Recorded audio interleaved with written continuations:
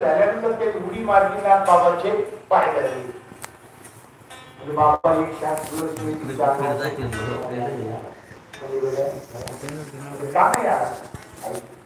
या जगामध्ये मी ज्याची उपासना करतो, ज्या दत्तात्रयाबद्दल जे प्रेम आहे तेच तुझ्याबद्दल आहे, जे हरिपंडित बद्दल प्रेम आहे तेच तुझ्याबद्दल आहे, आणि जे गिरिजाबद्दल प्रेम आहे तेच तुझ्याबद्दल आहे. प्रेमात काहीच बदल नाही.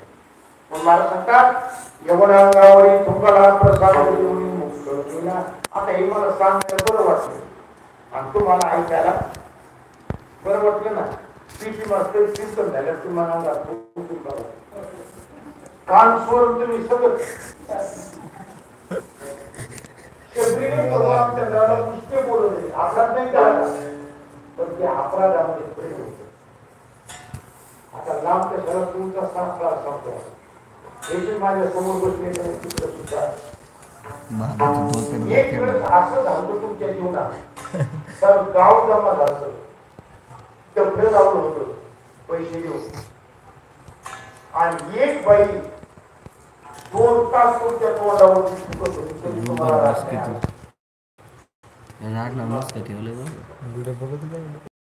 माझ्यासारखे गणेश येत का नाही कुठे तुम्हाला नाही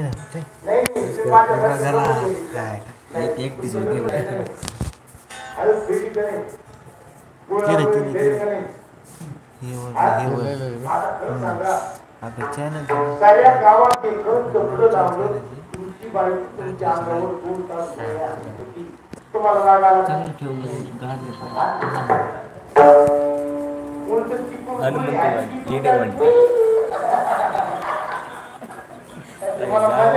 परिचय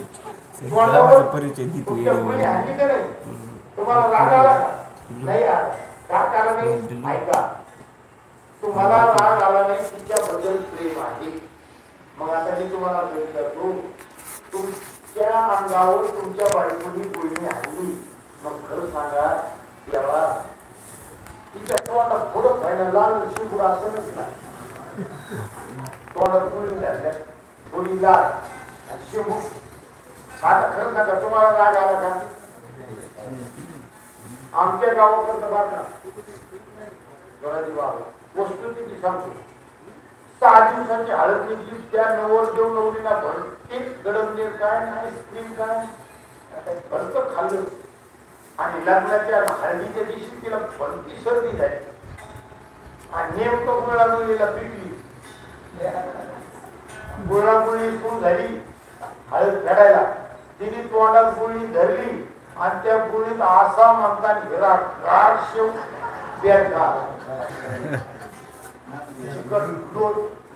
आणि आरशी गुळी आणली की त्याच्या एकदम अशी डोळ्यावर,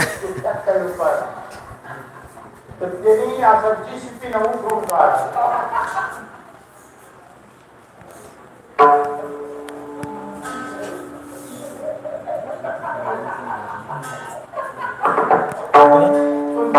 तुमच्या काय म्हणतो तसं झालं काय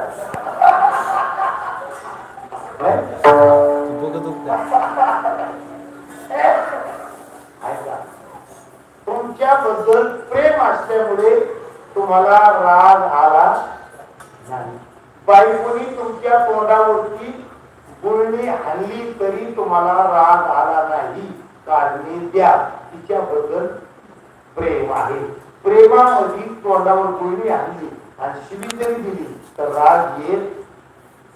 बाबा आता तुम्ही कीर्तन सुटल्यानंतर घरी जाऊन मग त्यांच्या अंगात गुळणी टाकून बघा.